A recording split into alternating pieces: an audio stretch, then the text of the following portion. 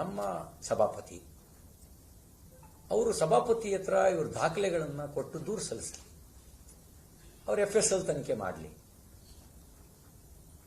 ಆ ತನಿಖೆ ನಾನು ತಪ್ಪು ಮಾಡಿದ್ದೀನಿ ಅಂತ ಆದರೆ, ಈಗ ನಾನೇನು ಮಾತಾಡಿದ್ದೀನಿ, ಅವರೇನು ಮಾತಾಡಿದ್ದೀರಿ ಅಥವಾ ಇನ್ಯಾರೇನು ಮಾತಾಡಿದ್ರು ಆನ್ ರೆಕಾರ್ಡ್ ಸಿಗುತ್ತೆ ನೋಡಿ. ವಿಧಾನಮಂಡಲದ ಒಳಗೆ ವಿಜುವಲ್ಸು ಇರುತ್ತೆ, ಮೈಕ್ರೋಫೋನ್ಗಳು ವಾಯ್ಸ್ ರೆಕಾರ್ಡಿಂಗು ಇರುತ್ತೆ. ಅದರ ಜೊತೆಗೆ ಸ್ಟೆನೋಗಳು ಒಂದೊಂದು ಶಬ್ದವನ್ನು ಕೂಡ ರೆಕಾರ್ಡ್ ಮಾಡ್ತಾರೆ.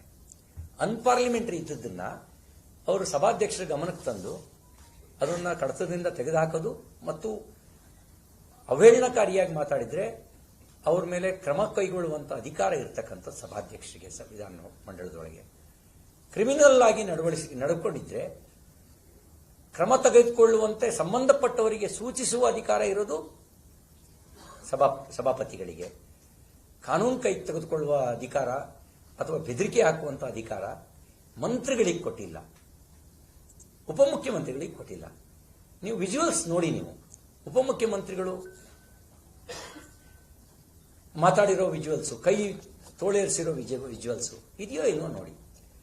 ಚಂದ್ರರಾಜ್ ಹಟ್ಟಿಹೊಳಿ ಹೊರಗೆ ಬಾ, ನೀನು ನೋಡ್ಕೊಳ್ತೀವಿ, ನಿನ್ನ ಗತಿ ಕಾಣಿಸ್ತೀವಿ ಅಂತ ಹೇಳಿರುವಂತ ಆಡಿಯೋ ವಿಡಿಯೋ ಇದೆಯೋ ಇಲ್ವೋ ನೋಡಿ. ನನ್ನ ತಾಯಿ, ನನ್ನ ಅಕ್ಕ, ನನ್ನ ಹೆಂಡತಿ ಬಗ್ಗೆ